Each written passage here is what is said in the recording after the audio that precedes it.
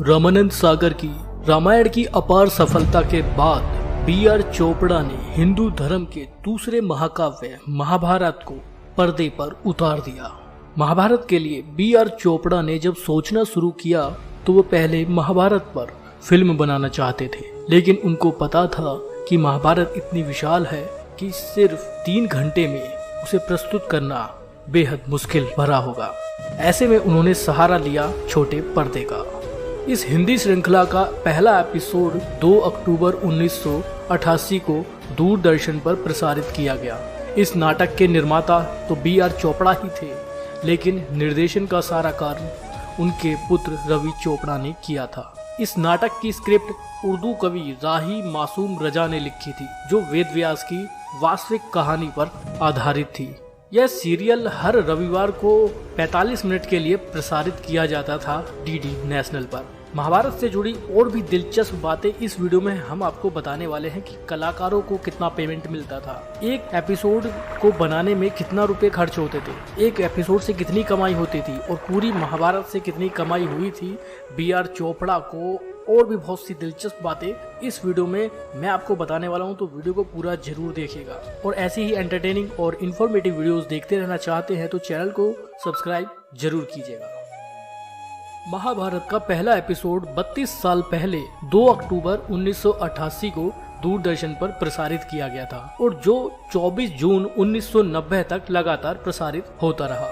B R. Chopra की महाभारत के कुल 94 एपिसोड प्रसारित किए गए थे। यूं तो उन्होंने करीब 104 एपिसोड बनाकर तैयार किए थे, लेकिन बाद में उन्हें थोड़ा शॉर्ट करने के बाद कुल 94 एपिसोड उन्होंने तैयार किए थे।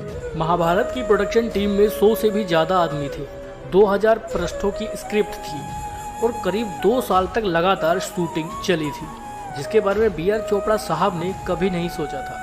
महाभारत की अधिकांश शूटिंग मुंबई फिल्म सिटी में ही हुई थी। कुरुक्षेत्र युद्ध के लिए करीब 15 दिनों तक पूरी टीम को जयपुर ले जाया गया था, जहां पर हजारों लोगों की दैनिक आमदनी के हिसाब से रणभूमि तैयार करने के लिए ली जाती थी। उस समय टेक्नोलॉजी उतनी विकसित नहीं थी, फिर भी इस टीम ने कई स्पेशल इफेक्ट्स देकर लोगों को चकित कर दिया था। उस समय जो मुकुट सर पर लगाया जाता था उसका वजन भी 2 किलो होता था।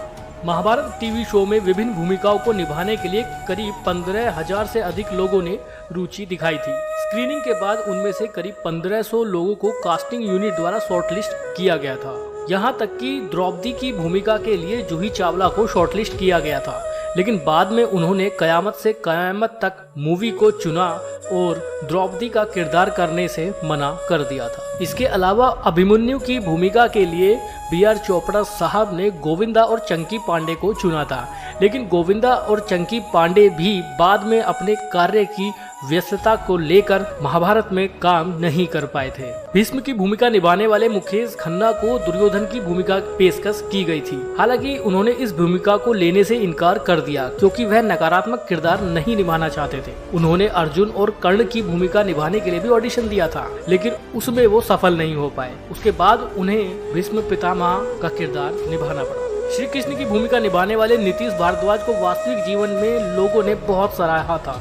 ऐसे उदाहरण भी है जहां लोगों ने यह सोचकर कि वह भगवान कृष्ण हैं, उनके पैर भी छुए थे। अर्जुन की भूमिका निभाने वाले फिरोज खान से पहले यह भूमिका जैकी श्रॉफ के नाम पर भी विचार की गई थी, लेकिन ऑडिशन में खारिज होने के बावजूद फिरोज खान को यह भूमिका मिली।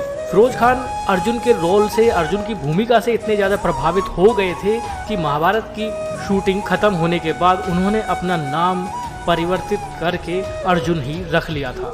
द्रौपदी चीरहरण के टेलीकास्ट के लिए करीब 250 मीटर लंबी साड़ी का इस्तेमाल किया गया था। यूं तो रूपा गांगुली यानी द्रौपदी ने करीब 6 मीटर लंबी साड़ी पहनी थी। इसके अलावा करीब 250 मीटर लंबी साड़ी का भी इस्तेमाल किया गया था।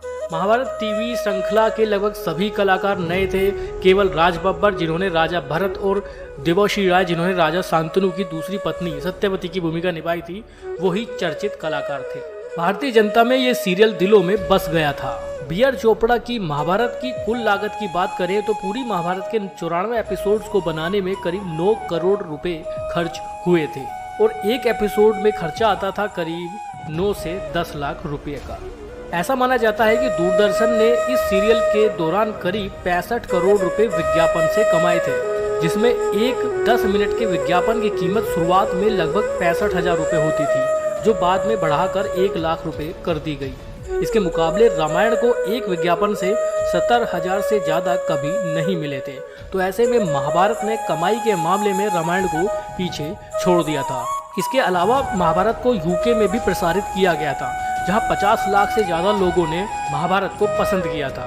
भारत ही नहीं और यूके ही नहीं बल्कि इसके अलावा भी दूसरे देशों में महाभारत का प्रसारण किया गया था। और उस वक्त कमाई के मामले में बहुत से रिकॉर्ड्स बनाए थे महाभारत धारावाहिक ने। महाभारत में काम करने वाले कलाकारों की सैलरी की बात करें तो निश्चित सैलरी किसी भी कलाकार की बता पाना बहुत ही मुश्किल होगा, क्योंकि इस पूरे ही धारावाहिक में सैकड़ों कलाकारों ने काम किया था। एवरेज सैलरी की अगर बात करें तो पर एपिसोड 10,000 से 15,000 तक कमाते थे महाभारत के कलाकार। महाभारत से लोगों की धार्मिक और सामाजिक भावनाएं भी जुड़ गई थी।